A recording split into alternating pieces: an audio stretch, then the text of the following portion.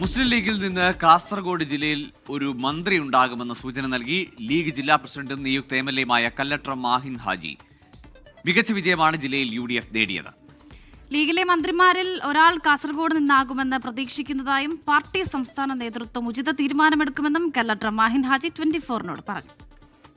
കാസർഗോഡിനെ സംബന്ധിച്ചിടത്തോളം ചരിത്രത്തിലെ ഏറ്റവും വലിയ ഭൂരിപക്ഷം, അതേപോലെ മഞ്ചേശ്വരത്തും ചരിത്രത്തിലെ ഏറ്റവും വലിയ ഭൂരിപക്ഷത്തോടു കൂടിയാണ് ജയിച്ചത്.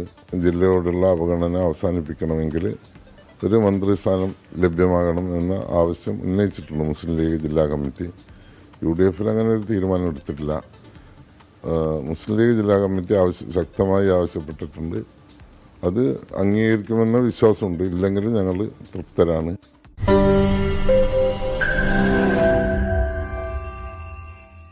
ലോകത്തെവിടെയായാലും ഏത് സമയത്തും 24 വാർത്തകളും ഓഗ്മെന്റഡ് റിയാലിറ്റി പാക്കേജുകളും എക്സ്പ്ലെയിനറുകളും വിശദമായി കാണാൻ ഞങ്ങളുടെ YouTube ചാനൽ നിങ്ങൾക്ക് സബ്സ്ക്രൈബ് ചെയ്യാം.